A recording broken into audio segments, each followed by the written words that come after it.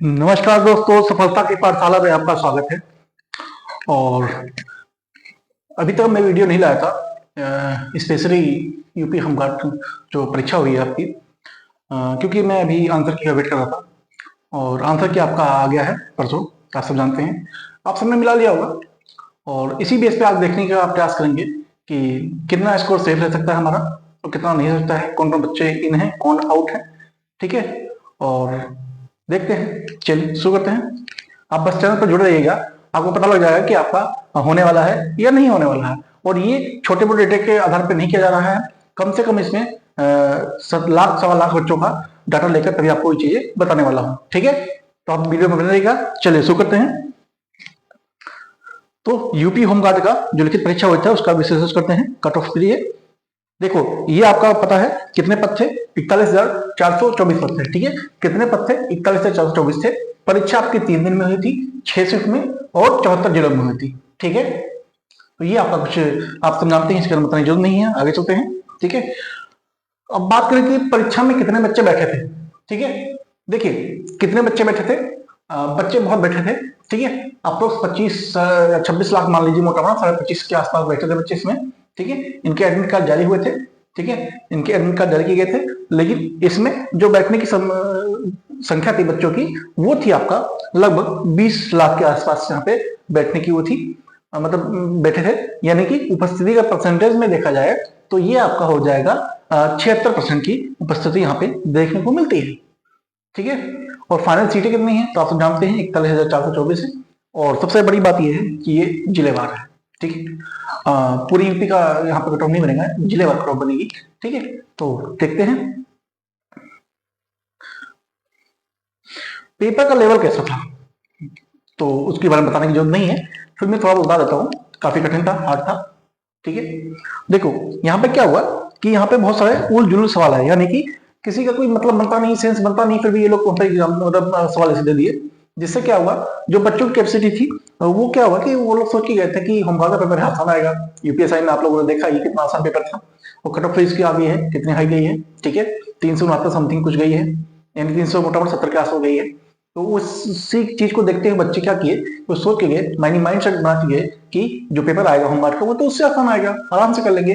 ऐसा पहली चीज तो ये कि जो माइंड सेट होता है बहुत इफेक्ट डालता है, बहुत ही ज्यादा इफेक्ट डालता है। सबने सोचा होगा अच्छा खासा पेपर आएगा और हम कर लेंगे, निकल जाएगा। ठीक है, स्वाभाविक था, क्योंकि पहले ऐसा है यूपीएसआई में क्या है तो होमगार्ड में क्या ही आएगा, सबने सोचा होगा, स्वाभाविक है। ठीक है, तो उलझुल सवाल है। उसके बाद यहाँ पे आप देखें 20 से 25% डीप पूछे, डीप जी के पूछे गए। ठीक है, जो कि 10वीं क्लास का बच्चा जो है या 12वीं क्लास का बच्चा जो है उसके लिए आसान नहीं है। ठीक है, और यहाँ पे 75 से 80 करने लायक नॉर्मल क्वेश्चन थे। ठीक है, जो कि यानी कि 70 के आसपास या 75 के आसपास क्वेश्चन है वो करने लायक थे, लेकिन 25 जो क्वेश्चन थे वो आउट ऑफ माइंड या फिर आउट ऑफ सिलेबस कह सकते हैं। सिलेबस तो आउट ऑफ सिलेबस कह सकते हैं, क्योंकि जीएस है तो जीएस कहीं से, जीके कहीं से हो सकता है, कभी हो सकता है। वो आयोग है, आयोग के अपना चीजें हैं। ठीक है, तो पुराना डेटा इसमें पूछा गया 2013, 2022, यहाँ तक कि 2002 से क्वेश्चन आया है। सुनामी का क्वेश्चन आया है, आपने देखा क्वेश्चन? ठीक है, ये एक्ट पूछा गया था। ठीक है, बेसिक शिक्षा एक्ट, अजीब आविष्कार जिसका कोई मतलब नहीं था, जैसे कीमोथेरेपी, एस्पिरिन वगैरह, इन सब से होमगार्ड क्या करेगा भाई? होमगार्ड का जो बच्चा है वो क्या वहां सर्विस देगा? तो उसमें ये इसको जानने की क्या जरूरत थी? तो इस तरह से कुछ क्वेश्चन पूछे गए। उसके बाद सोशल मीडिया और किताबों से लेकर पूछा गया, टीबीटी का फुल फॉर्म पूछा गया। ठीक है, और साथ में पूछा ये भी गया, यहाँ तक तो ये हो गई कि यूट्यूब पे पहली वीडियो कौन सी अपलोड की गई थी। अब बच्चा यूट्यूब देखे या पढ़ाई करे। ठीक है, अब बात हुई निष्कर्ष की, तो निष्कर्ष यहाँ पर निकल के आता है कि यहाँ पे 50 से लेकर 55 तक के जो अटेम्प्ट के लायक अच्छा क्वेश्चन देखा जाता है। लेकिन ये भी कठिन था, पीछे लेवल का था। आप होमगार्ड बना रहे हैं, लाइफ को अधिकारी बना रहे हैं। ठीक है, तो इतने सारे क्वेश्चन पूछने को मतलब बनता नहीं है। ठीक है, तो एनीवे वो जी जो बोर्ड है वो उसकी अपनी इच्छा है, उसने जो सबको देखा उसने किया। लेकिन अब रही बात आती है यहीं पे है, कहाँ पे? कट ऑफ पे। ठीक है, पेपर तो जैसा तैसा था वो तो हो गया। अब बात आती कट ऑफ पे, तो कट ऑफ क्या रहने वाली है अभी आगे बताऊंगा, बने रहेगा। ठीक है, कट ऑफ पूरे यूपी की एक नहीं होगी, ठीक है। जैसे कि इसमें जो बड़े जिले हैं कानपुर, लखनऊ, आगरा, इनकी कट ऑफ जो है वो कम जाएगी। क्यों जाएगी आप सोच रहे होंगे, आप ऐसे क्यों बोल रहे हैं, क्यों? क्योंकि यहाँ पे जो वैकेंसी है वो 800 से 1000 प्लस तक वैकेंसियां हैं, ठीक है। और यहाँ पे अगर जिस बच्चे के 50 से 45 से 50 मार्क्स हैं वो सेफ माने अपने आप को, ठीक है। जो बड़े जिले हैं जहां वैकेंसी ज्यादा है वहां पे अगर बच्चों के 50 से 45 आ रहे हैं, जनरल की बता रहा हूं मैं, ठीक है, जनरल की बता रहा हूं, वो अपने आप को सेफ मानेगा। बात करें यहाँ पे ज्यादा सीटें हैं और कम स्कोर पर भी चांस बन सकता है, ठीक है।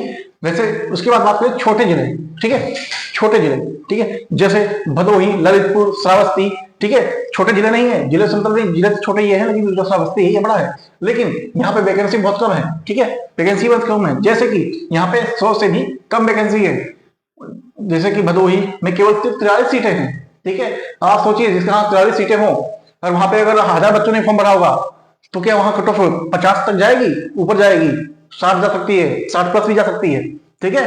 तो यहाँ पे 50 मार्क्स रिस्की हो जाएगा, लेकिन 60 या 60 प्लस वाले यहाँ पे सेफ मान सकते हैं आपको, ठीक है। तो कारण कि यहाँ पे आपको मैंने बता दिया है, आगे चलते हैं, बात करते हैं संभावित कट ऑफ क्या हो जाएगी, ठीक है। संभावित कट ऑफ क्या होने वाली है, ठीक है, जिले के आकार के हिसाब से यहाँ पे जनरल ओबीसी आपका जो कैटेगरी हो दिया गया है, ठीक है। जैसे कि जो बड़े जिले हैं, ठीक है, जो बड़े जिले हैं उसमें आपका 1000 प्लस सीटें भी वहां पे हैं, तो वहां पे जो 40 से 45 वाला बच्चा है ना, जो 40 से 45 वाला बच्चा है वो यहाँ पे आपको सेफ हो जाएगा। और वहीं बात करें ओबीसी की तो ये 43 से 45 के बीच में है, वो सेफ माने जाएंगे, ठीक है। उसके बाद मध्यम जिले हैं, आप कैटेगरी वाइज देख लेंगे, ठीक है।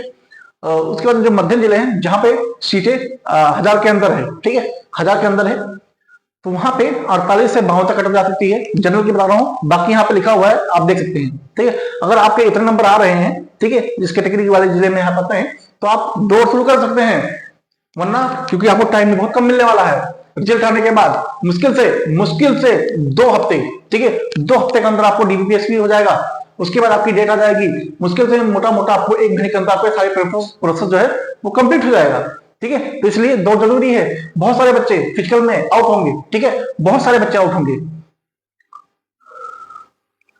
तो ये छोटे जिले में आपका 52 से लेकर 58 तक जा सकता है, ठीक है। बात करेंगे बॉयज की थी, अब आते हैं हमारे बहनों यानी लड़कियों की बात करें, ठीक है, लड़कियों की बात करें, यहां भी सेम मैसेज दिया गया है, जिले का आकार के हिसाब से बड़े जिले जो हैं यानी 1000 प्लस सीटें हैं वहां पे 40 से 42 भी सिलेक्शन होगा।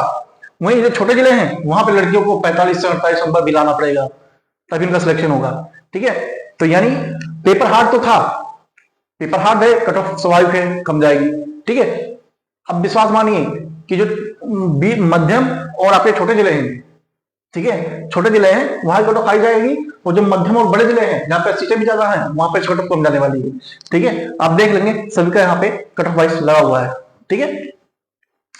और अगर मोटा मोटा देखा जाए, कोई भी लड़की है किसी भी जिले से, किसी भी जिले से 40 प्लस के आ रहे हैं, जनरल से दौड़ शुरू कर सकती है, ठीक है, वरना आपको बहुत दिक्कत होगी बहनों, ठीक है। तो आप दौड़ शुरू कर सकते हैं। फिजिकल की बात करें, असली खेल तो फिजिकल में होगा भाई, ठीक है। फिजिकल में बहुत बच्चे फेल होंगे, आपको लग रहा होगा ऐसा कि हमने पीटी तो निकाल लिया, लेकिन फिजिकल जो है वो आपका बहुत दिक्कत होगा। क्यों होगा अभी बताता हूं, ठीक है। यहां पर देखिए हर जिले में लगभग 8 से 10 गुना बच्चे ले जाएंगे, ठीक है।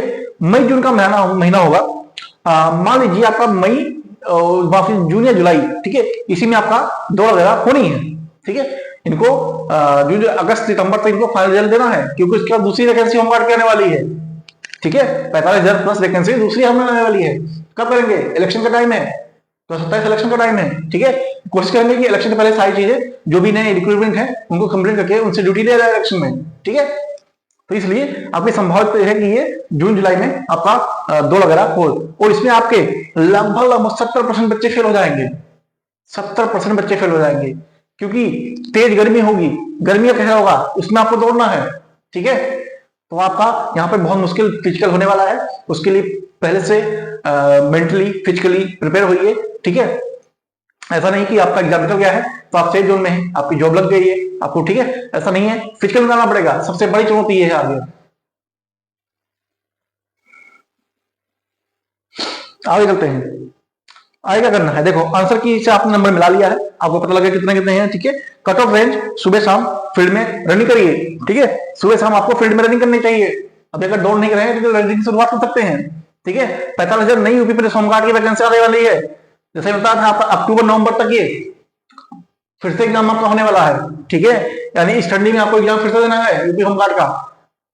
उसके बाद करंट अफेयर और थ्योरी को गहराई से पढ़ना जरूरी है, क्योंकि आपने देखा है करंट अफेयर कहां से पूछे, 2022 से, 2021 से, ठीक है। बहुत पुरानी योजना, 2016 की, 15 की, तो आपको करंट अफेयर पढ़ते रहना है। अब लास्ट में एक ही बात कहना चाहूंगा, ठीक है। असफलता एक चुनौती है, स्वीकार करो, नींद चैन त्यागो तुम और आगे बढ़ो। जब तक सफल ना हो नींद चैन त्यागो, क्योंकि इसमें बहुत ही चीजें हैं। आपको लग रहा होगा होमगार्ड छोटी नौकरी है, लोग क्या कहेंगे, लोगों का काम है कहना, ठीक है। जो कह रहा हो उससे बोलो, अगर इतनी आसान नौकरी थी तो तुम लोग क्यों निकाला, तुम निकाले, तुम किसी और छोटे मोटे चपरासी की नौकरी निकाल लो। कहने वाले बहुत कहेंगे, कहने की बात तुमने, कोई भी नौकरी अच्छी बुरी नहीं होती है, नौकरी नौकरी होती है, ठीक है। ऊपर सरकारी नौकरी, सरकारी नहीं लेकिन सरकारी जरूर कह सकते हैं, ठीक है। और जब आप फील्ड में जाएंगे तो आपको यहाँ पे कोई वो नहीं दिखेगा कि कौन है क्या है, वो सिर्फ वर्दी दिखेगी, यानी पुलिस वाला दिखेगा। तो इससे मत घबराइए आप, कहने दीजिए। और यहीं पे आपका वीडियो में समाप्त करना चाहूंगा। और अगर मैं फिर से एक बार बता देता हूं, जनरल से 50 नंबर आ रहे हैं आपके, तो ठीक है। बॉयज की बात कर रहा हूं, दौड़ शुरू कर दीजिए। वहीं फीमेल की बात करूं मैं, ठीक है, फीमेल का जनरल से 40 से 45 के बीच में है तो आप रनिंग जरूर शुरू कर दीजिए, वरना आपको बहुत बड़ी दिक्कत होने वाली है। और बाकी कैटेगरी वाइज 1 या 2 नंबर आप ऐसे करते चले जाएंगे, ठीक है। तो आपसे रिक्वेस्ट है, अगर आपका आंसर की मिला लिया है, नंबर ठीक ठाक आ रहे हैं, नहीं भी ठीक ठाक आ रहे हैं, 40 तक है, 40 तक है, फिर भी आप दौड़िए। नॉर्मलाइजेशन अभी बाकी है, नॉर्मलाइजेशन अभी बाकी है, उससे भी नंबर आपके 1 2 नंबर 3 नंबर बढ़ेंगे, ठीक है। तो बेस्ट ऑफ लक, मिलते हैं नेक्स्ट वीडियो में। चैनल पर नए हैं सब्सक्राइब जरूर कीजिएगा, बेल आइकन को प्रेस करना बिल्कुल न भूलें और टेलीग्राम से जरूर जुड़िएगा। थैंक यू सो मच, मिलते हैं नेक्स्ट वीडियो में।